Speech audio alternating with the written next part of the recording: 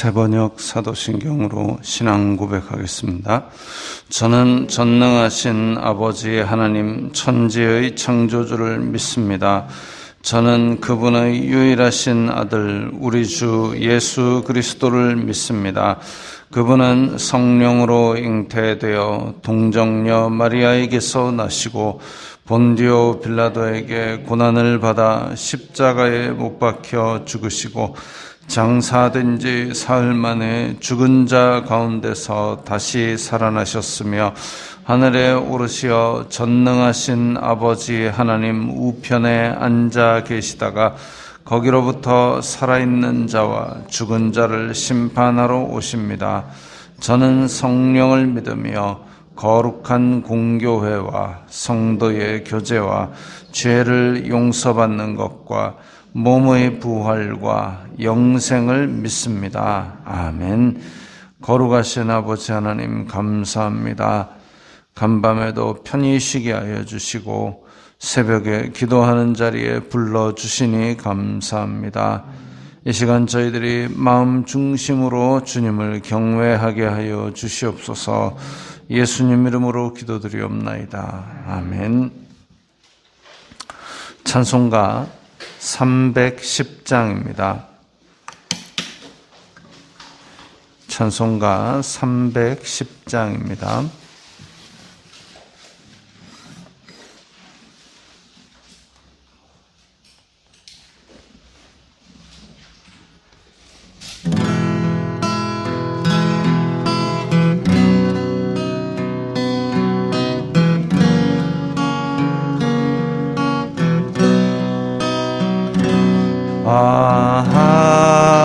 하나님의 은혜로 있을 데 없는 자 왜 구속하여 주는 난 알 수 없도다. 내가 믿고 또 의지함은 내 모든 형편 아시는 주님 늘 보호해 주실 것을 나는 확실히 아네. 왜 내게 굳센 또 복음 주셔서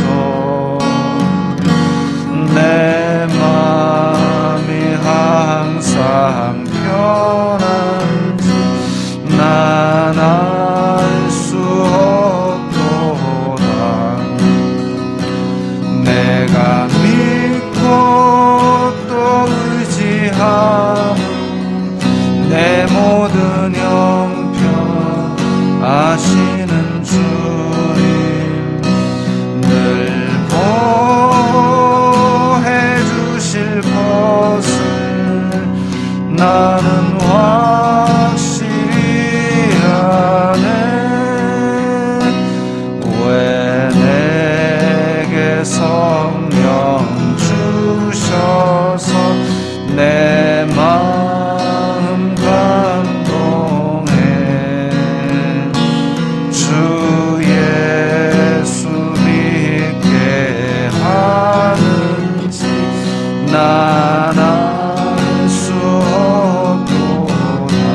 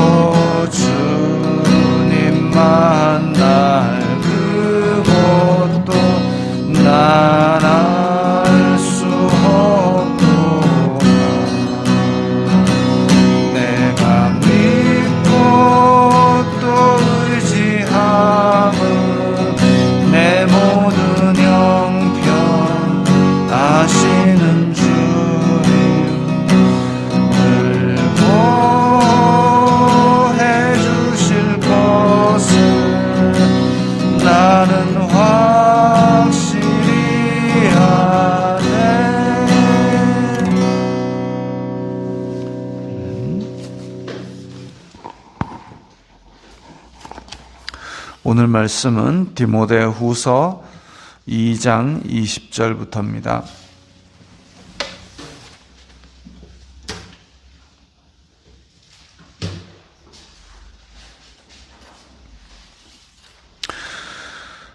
디모데후서 2장 20절부터 26절까지의 말씀 함께 읽겠습니다. 큰 집에는 금그릇과 은그릇뿐 아니라 나무그릇과 질그릇도 있어 귀하게 쓰는 것도 있고 천하게 쓰는 것도 있나니 그러므로 누구든지 이런 것에서 자기를 깨끗하게 하면 귀히 쓰는 그릇이 되어 거룩하고 주인의 쓰심에 합당하며 모든 선한 일에 준비함이 되리라. 또한 너는 청년의 정욕을 피하고 주님을 깨끗한 마음으로 부르는 자들과 함께 의와 믿음과 사랑과 화평을 따르라. 어리석고 무식한 변론을 버리라. 이에서 다툼이 나는 줄 알미라. 주님의 종은 마땅히 다투지 아니하고 모든 사람에 대하여 온유하며 가르치기를 잘하며 참으며 거역하는 자를 온유함으로 훈계할지니 혹 하나님이 그들에게 회개함을 주사 진리를 알게 하실까 하며 그들로 깨어 마귀의 올무에서 벗어나 하나님께 사로잡힌 바 되어 그 뜻을 따르게 하실까 함이라. 아멘.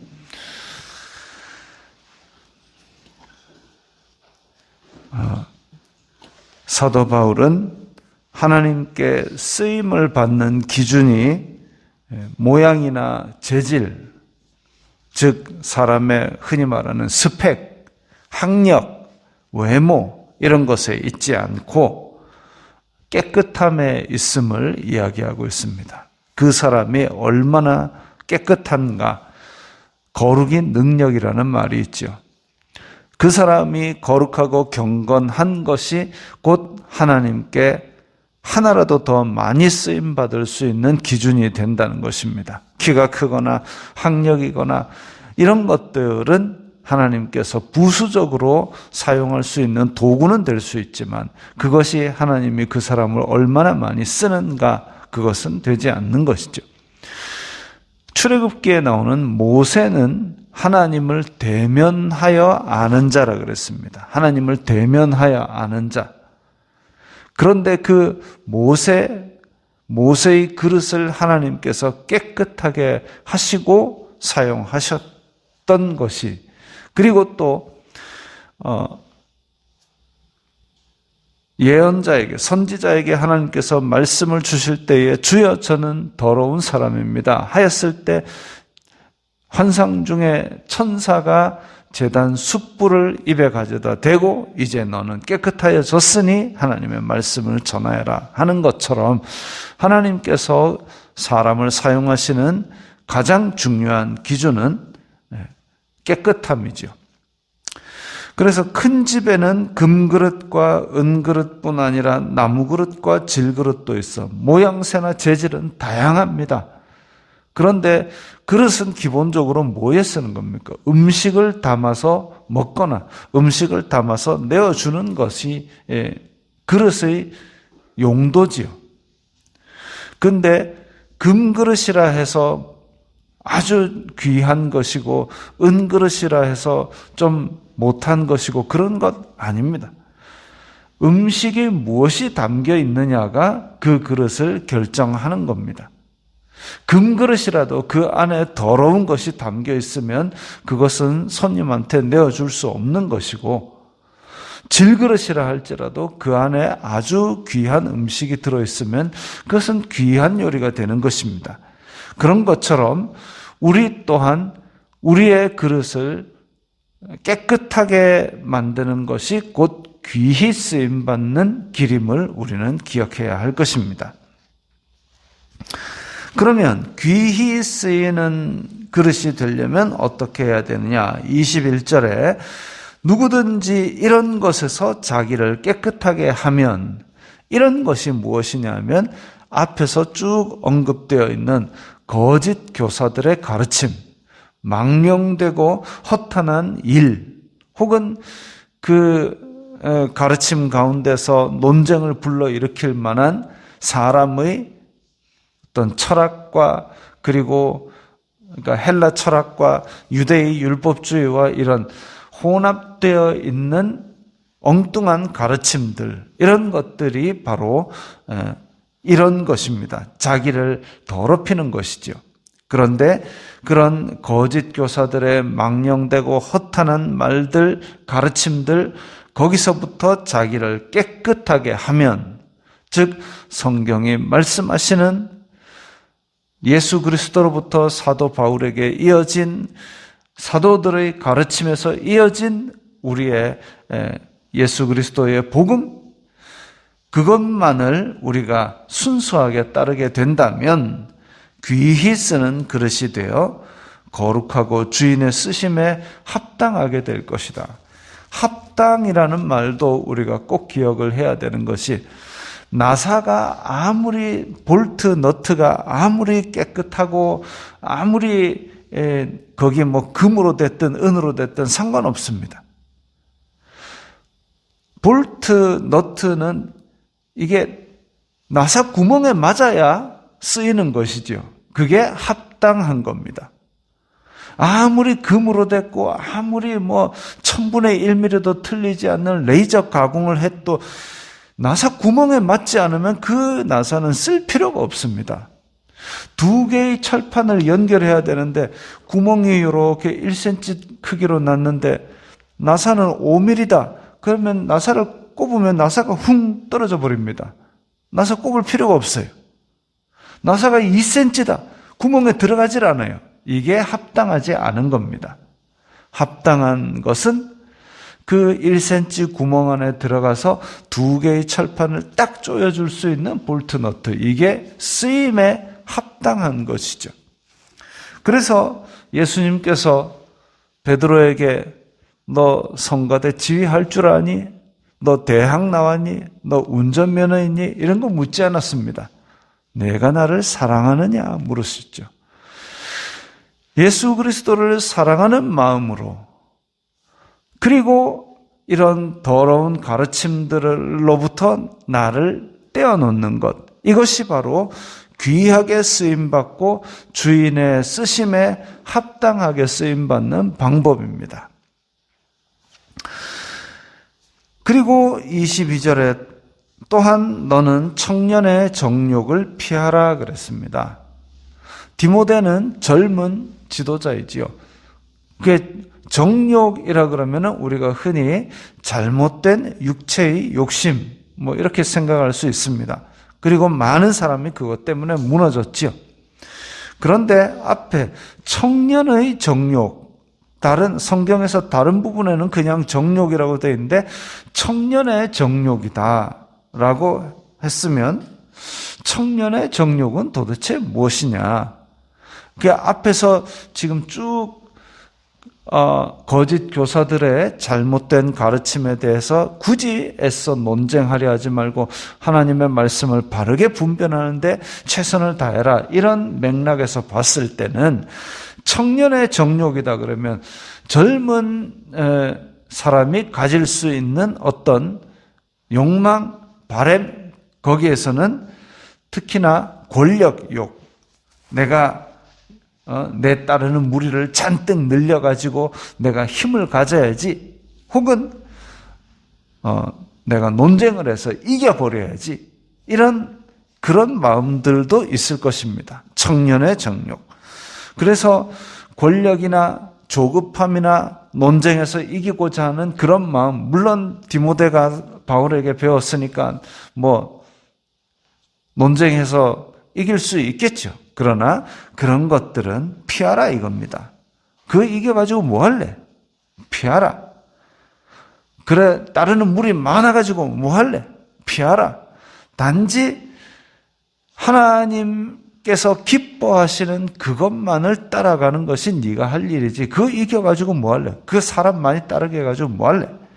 청년의 정욕을 피하고 주님을 깨끗한 마음으로 부르는 자들과 함께 그러면 이것은 피하고 저것은 따르라.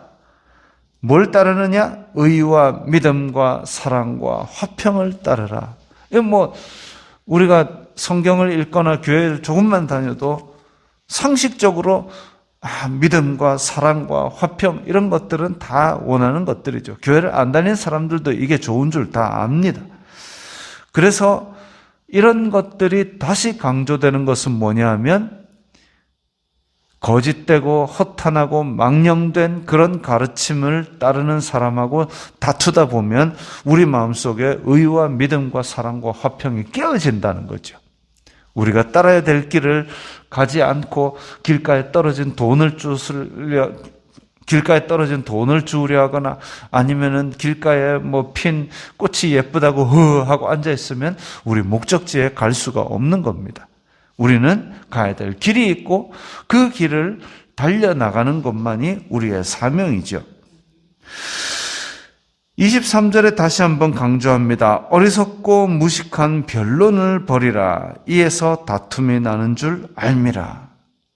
우리의 싸움은 우리 속에 있는 죄를 걷어내고 그리고 사람들을 죄에서 건지려 하는 싸움이지 누구와 함께 싸워서 말싸움에서 이기고 이론적인 어떤 다툼 이런 것을 하자는 게 아니고 우리의 싸움은 그야말로 나와 내 속에 있는 정욕과의 싸움 그리고 복음을 막으려는 사탄의 세력과의 싸움 여기에 본질이 있기 때문에 그렇게 무익한 아무 이익이 없는 오히려 듣는 사람에게 해를 끼치는 그런 변론, 그런 말다툼 이런 것들에 힘과 시간을 쏟을 필요가 없고 그것을 피하라.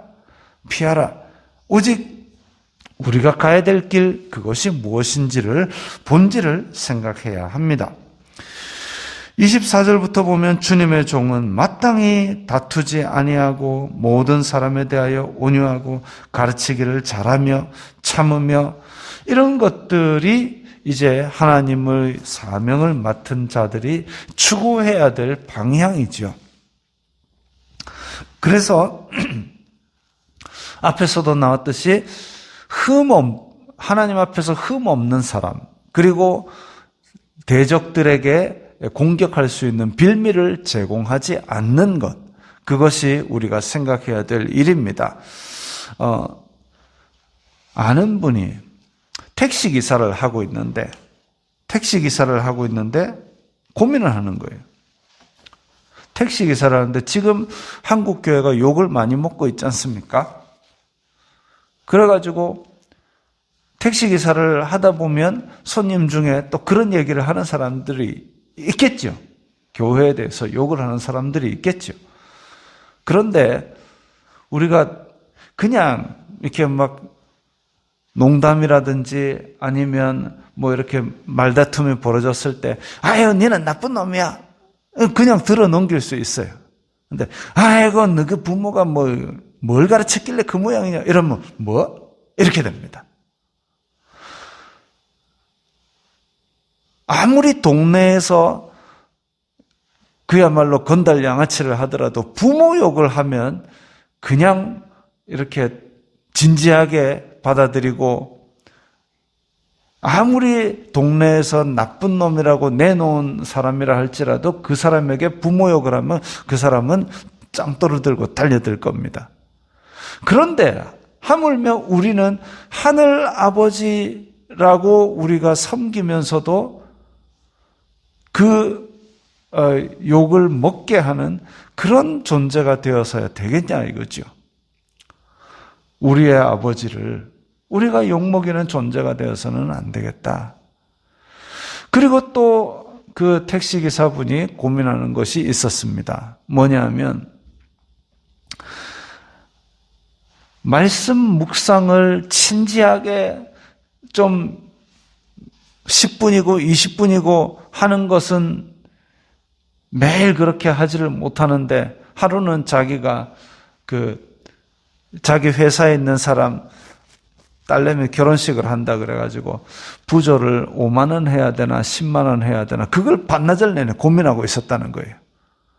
말씀 묵상은 10분도 안 해놓고 야 이게 내가 믿는 사람으로서 이거를 고민해야 되나 저거를 고민해야 되나 그 생각을 반성을 했다고 합니다.